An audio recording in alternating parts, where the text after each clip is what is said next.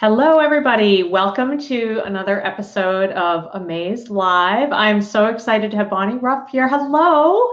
Hi, thanks so much for having me. I've been looking forward to this. Yes, me too. And tell me, where are you tuning in from? I'm coming from Seattle and Okay. I'm in my dining room. Okay, perfect. I was just saying that we're both in our home offices or areas, and if kids or other people run around in the background, that's just what happens on live. So it's all good.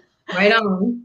Yeah, so I'm really excited to introduce you to the AMAZE community. I work a lot with AMAZE and run these lives for them because I love this ability to chat with people kind of just in real time.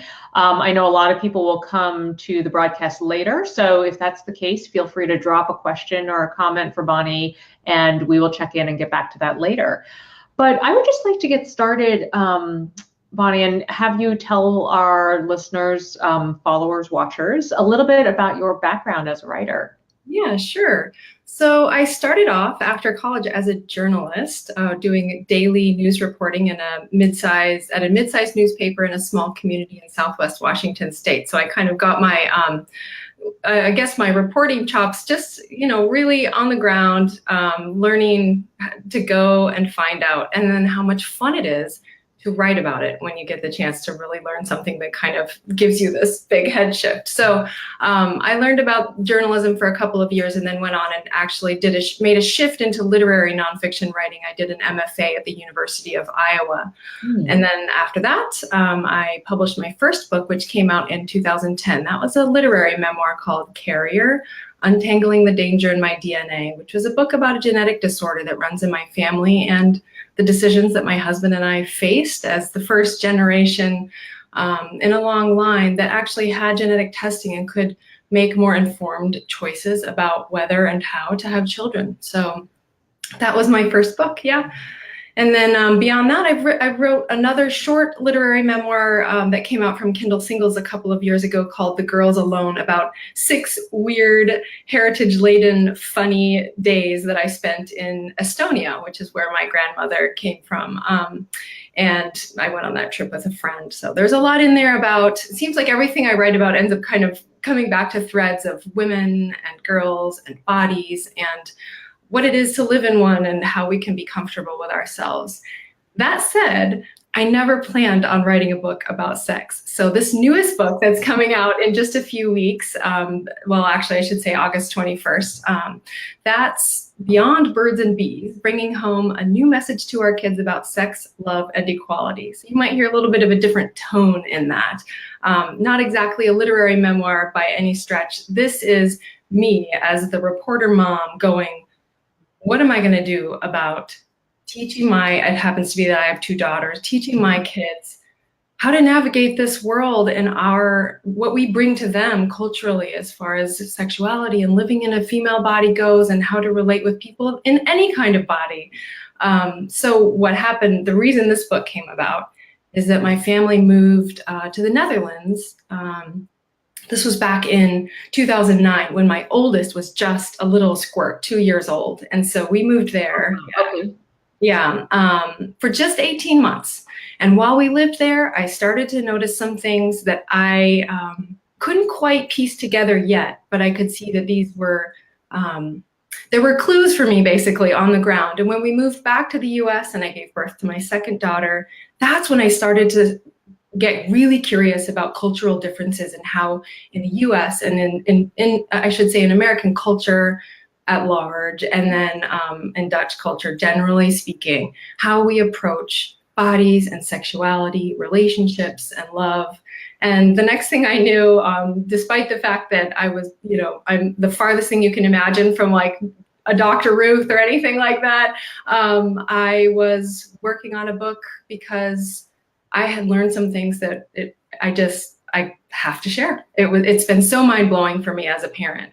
Well, it is mind-blowing, and first, I think it's so interesting that your trajectory as a writer is so, it's really different to do kind of beat reporting and then move to memoir writing, and then, it's really very interesting.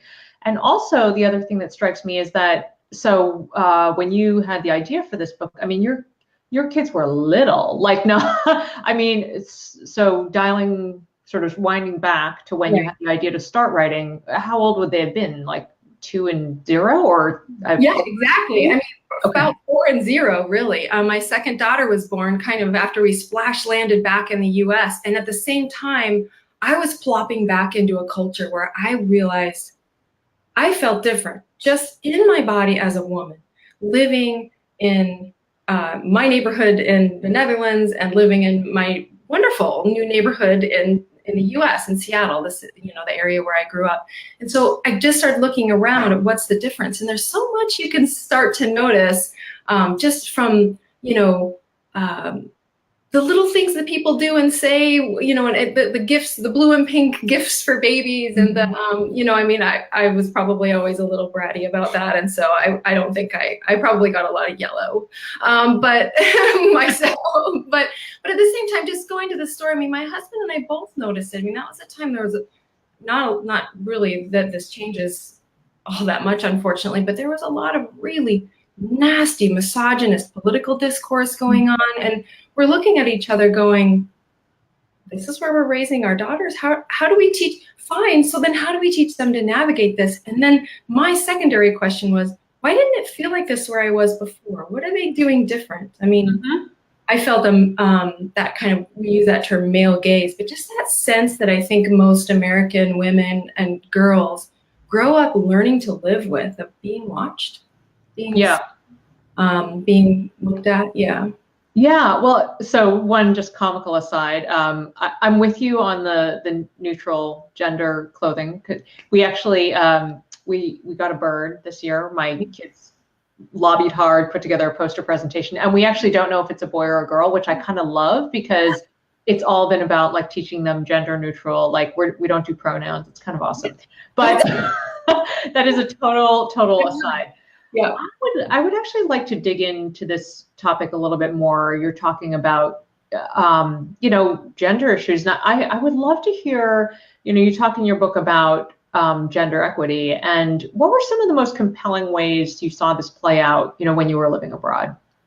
Yeah, definitely. Well, the first thing, which I only realized later that the reasons had to do with gender equity, is the first thing I actually noticed was how I felt in my neighborhood. When you don't feel watched and you're not feeling judged, I noticed, at least for me, I walked with my head up higher. I made eye contact with more people in my neighborhood, and in a weird way, without feeling like people were looking at me, I felt more connected. And I'm not saying they'd be looking at me for any reason other than that women get looked at in a certain way. And that's what I had grown up used to. But I felt, without that sense of being judged, more connected with people in my community. I felt just happier and more, you know, comfortable in my skin, and also creative. I kind of just felt like the world was my oyster all over again in a way I hadn't felt since I was a kid. And so then when I started to look more closely, I saw, well, you know, how does that play out for adults in this society? Well, they, men and women and across all genders, you know, they enjoy a lot of equal protection. As far as egalitarianism goes, men and women kind of share equally in a sense of embracing feminism. There are a lot of great examples I could just see among my friends, and you know, across the culture of, you know, shared parenting. Certainly men and women log different work hours, and probably still, and as far as I know, still make, there's still a gender wage gap in the Netherlands, but not like ours. And furthermore, then they were, it's not just at home though, but in workplaces, there's just a greater sense of, there are more protections, and men and women basically communicate better and on a more equal playing field. And so over time, and you know what else they are? They're better at being friends across genders. Yeah, and that's something that was just thrilling for me to see, how they start that in childhood, where there's no, we have these cooties years, where, you know, if that gets going, Dutch parents and teachers will nip it in the bud with their kids and say, no, it's important for you to have friends of all genders at every age. And so I saw how it works for little kids to have those friendships and what it looks like if those persist right through their middle childhood years and into adulthood. They never have that separated time where they forget how to relate and how to be together. So, so then all of this adds up to what I eventually probably should have known in the first place, but finally realized, oh, well, this is part of the explanation for why the Netherlands ranks as one of the most gender equal countries in the world. I mean, those metrics are different. It's about women's health and education. However, I saw these like really nuanced little social manifestations and thought, I want this. I want this for me. I want this for my kids. How can I bring it home? Yes, I think that's great, because I'm sitting here thinking, how can we achieve this dream life in America? I mean, that's really dream life. I wanted to know the how. Yeah. Well, I have a feeling. I mean, I think we're sort of touching on this, but I do want to write or read this quote that caught my eye. You write, "I needed to dramatically change my approach when it came to bodies, relationships, and love urgently while my children were still young." You know, this quote really caught my eye, you know, for the reason I mentioned earlier, where, you know, your kids were so little when this all happened, that's often a time when parents are not thinking about talking to kids about sexuality at all. And also because, you know, at AMAZE, we're always talking about, you know, early and often, just quick little touch points, but early, and oftentimes a lot earlier than parents think. So yet parents get awfully squeamish about having these conversations with their kids. So talk to me a little bit more about this urgency, and was it seeing, you know, how, as you said, you know, Dutch parents, caregivers, adults would really nip those issues in the bud earlier? Is that what contributed to that sense of urgency for you? Yeah, there was kind of two things happening at the same time. One is that, you know, when my oldest was kind of hitting age 3, it's sort of, you know, we all notice this, right, with our kids. They start to become more aware of their bodies. They're forming ideas about gender roles and things like that, you know, there's some foundational things that you want to make sure that you have in place so that you can talk about all of that with them as they get curious.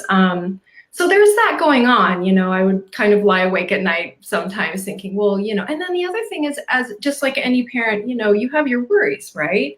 You think, well, if something, you know, if the unthinkable were to happen to my child and she didn't have the language to tell me about it, right? I mean, feels like that would be, you know, something I'd want to make sure I do everything to prevent. And yet there's that squeamishness. It's hard. We all know that. And then, so then there was that, but then while I was feeling those things, I'm looking around at all of these examples of other caregivers who were really comfortable. You know, we're at the park and they're using totally naturally correct anatomical terminology with their kids while they're changing them in the wide open space to jump into the wading pool naked, and nobody's thinking anything about the nudity. Nobody's, you know, like hyperventilating when they're using certain terms. And I'm thinking, okay, so this is my example, you know, and that's what they're doing now. And I feel behind. Now, yeah, I think in a different context, that sense of urgency wouldn't have been so strong, because I wouldn't have had the opportunity to see that people could accomplish so much with such young kids. But yeah, it was happening right in front of me. And I thought, I think I better be doing that too. You know, as a new mom too, you're just taking notes everywhere you look. So yeah, I think you hit the nail on the head with another quote, which is, you write, "American culture has confused the body with sexuality, sexuality with eroticism, eroticism with shame, shame with safekeeping." Why do you think this is so pervasive in American culture and not in Dutch culture?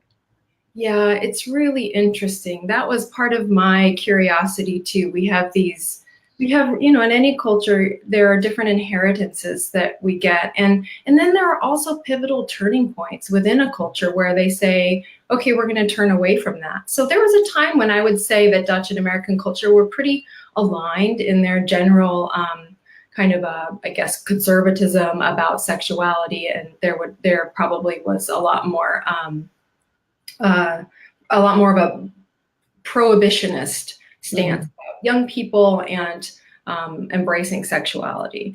But then I would say, you know, the Dutch had a equal rights or women's movement around the same time that we did. And interestingly, Dutch men were a lot more open to embracing feminist ideals than I would say American men were. So what happened is that they came out unified across genders of their women's movement. So that's one little piece. But I think I could probably speak a little bit more to what we get to experience here as American adults. You know, we inherit this kind of dual we have this dual legacy of what we call Puritanism, and then also this fierce, wonderful, independent spirit. So to me, that's why we can have something like lots of like, make sure you stay covered up, don't be naked. If you're gonna, you know, put your hand in your pants, you better not let anybody see. And, you know, like, which sounds really practical on the surface, but at the same time, there are messages there about that kind of little seeds of shame and secrecy there, alongside this explosive popular culture that is like, you know, robustly sexualized and you know, trafficking and all kinds of sexual objectification of men and women. So to me, that's kind of like the independent spirit backlash to that puritanical secrecy and celibacy kind of idea that we have. So it is a really tough brew, and that's what we get served. So the thing that I love is knowing that we can look at that and go, I'll take it, or no thanks, I'm sending it back. I'd like something else. It's a choice. We can you know, family by family, parent by parent, kid by kid, we can start to change the message. That's basically been my exciting takeaway.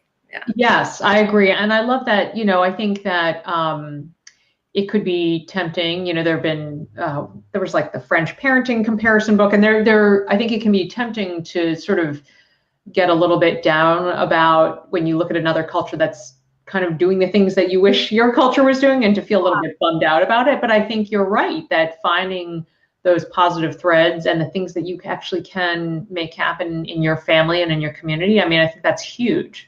Yeah, and to me, one of the most useful things about looking at another culture, especially around parenting, is that it's not necessarily to say, okay, we're going to take whatever we're doing here and turn it into whatever it is they do there. That's not possible. We have a totally different context. And also in the US, it's kind of like, if it wouldn't be American if we weren't going to do it our own way. But I do think that what we do is when we see something that looks like a good idea or see something that we want, we know how to go after it. And I really feel like in our generation of parents, and I know that this has ebbed and flowed through caregiving over the past generations in the US, we have this desire to be more open with our kids, more just kind of honest and clear and in communication with them, without letting that fall away and turn into this sort of bad dynamic of secrecy and forbidding. And so I think like we're ready for it. And I was right in that place going, okay, so I see the what, I know the why, but what's the how? Which is why I had to go back to the Netherlands and start looking at how to do it, at how literally, what do they do and say in the classroom? What do they do and say in their living rooms? What does the health service tell parents in their brochure that they get at the doctor's office?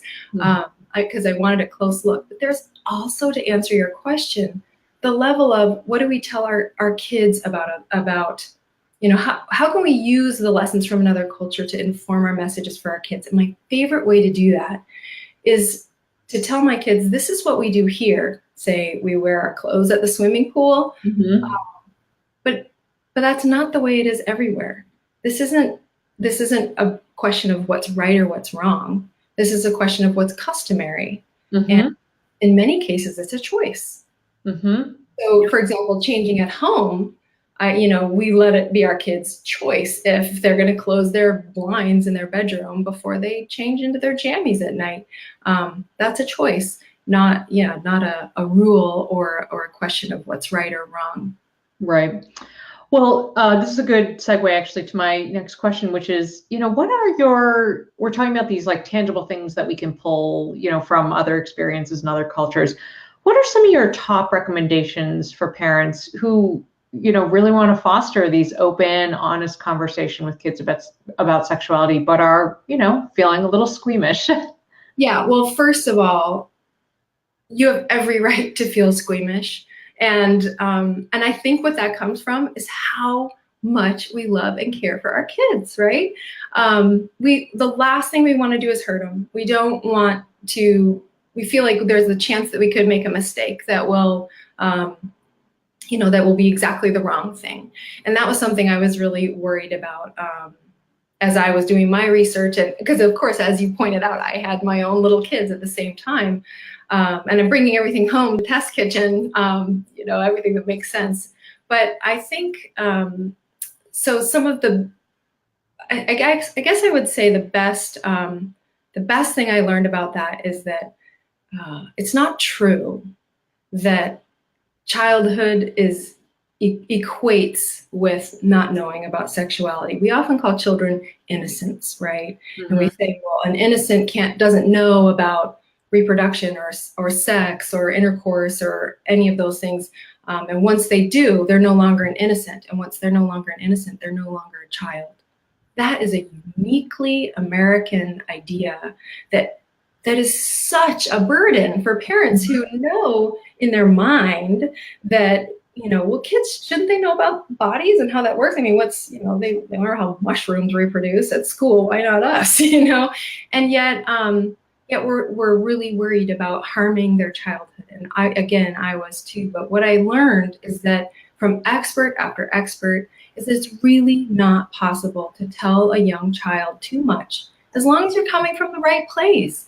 The worst case scenario, you say more than they're ready for, and it goes whoop, in one ear and out the other. So, yeah.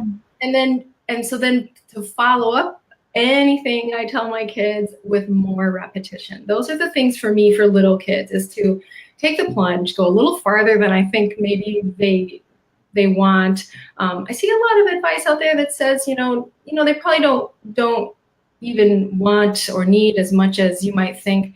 I kind of tend to go a little farther. I figure they'll throw it in the trash bin if they don't need it. And it's good practice for me, right? So that's the other great thing about repetition. And it's unbelievable. I will tell my kids all the details, or my husband will read them a great book, and we'll do it again 3 months later. And then it'll kind of not get talked about for half a year. And the next thing you know, a penis is called a dangly bottom because we can't remember the right word for it. So right. The repetition is key, and it's so good for them, but it's also so good for us because we get to practice. And honestly, it gets so much easier that eventually it gets fun. And that might sound insane, but those are some of my tips for the little kids. And then I have some in the book too for older kids. I think that's great. I mean, I think it really is, one of the things, I know you've been in touch with Nora Gelpern, who's one of our amazing educators. Mm-hmm. And I think I've learned so much from her, and she is always, saying you just gotta go out there and do it. And and then it really does kind of become fun. And I know that I have a 13 and a 7-year-old, and I'm always kind of okay, who's ready for talking about something? And I think my 13-year-old especially, there's some eye rolling, but it's good. It's good to know, for them to know that they can come to you. I mean, that's the ultimate goal. And, Nora for sure has, I've definitely learned that you just have to kind of be open and, let them know you're there, and they will ask you, and you won't always have the answers, and that's okay. You could look up answers together. I think that's one thing that I really loved learning from her, is there's actually a lot of power in saying, I don't know the answer to that, but let's look it up together. I'm so glad you mentioned that, because that's the other thing, is that, nurturing someone in their healthy sexuality is not a one-way transaction. It's something that parents or caregivers and educators can collaborate with children on. So there's absolutely not just this and now I'm spouting information for you, but there's let's find out. There's, what do your friends think about this? There's, what's been your experience with A, B, or C? And learning and discovering that together. And like you say, keeping those lines of communication open, that's one of the other most surprising kind of Dutch secrets, is that if you can imagine, most Dutch parents expect that they'll know because their kids will tell them before they have sex for the first time. Because those lines of communication have been open. And so what happens is that while, you know, maybe the timing isn't in the parent's control, and arguably it never really is, at the same time, there's that communication so that young people can go in really prepared. I noticed that there's this different attitude where delaying young people's, I don't know, first time that they have sex, however you define that. That's complicated too. It's kind of a self-defined, but delaying isn't really the only goal. A bigger and more positive goal is how do we help kids have a healthy, positive, safe, wonderful experience, rather than this kind of timing, which ultimately, when you look at those other bigger, most wonderful things that we want for them, timing's a little arbitrary. Obviously, you know, that can be really sensitive, but yeah, those open lines of communication can help parents and kids continue to be in relationship about sexuality. And by the way, Dutch kids who have such awesome outcomes with their sexual health don't have sex any younger than American kids. And all of them are waiting a little longer these days, almost age 18 at average. But again, I've met some amazing parents and young people that make me question the whole paradigm of, well, the later the better. It's not true for everyone. Yeah. So interesting. Well, we need to wrap up this broadcast. Is there anything else you want us to know? Your book is officially launching August 21st, but I will do the plug for you that it's fabulous for authors if you pre-order. So yes. I will drop your link in the Amazon link because pre-ordering is so great for authors and just shows booksellers that people are excited and interested. So go on and pre-order your book. Is there anything else in closing? Anything you wanted to share about the book or anything else? Well, I'm really looking forward to it. Kind of have the last minute nerves as the launch finally comes up here in just a few weeks. But the one thing I would say is that I have a few, just some more resources and information, including some recommended books that I love for parents and for kids on my website, which is bonniejkoff.com. Okay, I will link that up in the comments too. And if you're coming, I know a lot of people come to these broadcasts later. If you're coming to the broadcast and you have a question for Bonnie or for the AMAZE team, just drop it in the comments and we will get back to you. Thank you everybody for joining us. And thank you, Bonnie, so much for taking the time out of your schedule before launch. I know it's a busy time. What a pleasure. What a great opportunity. Thank you. You're welcome.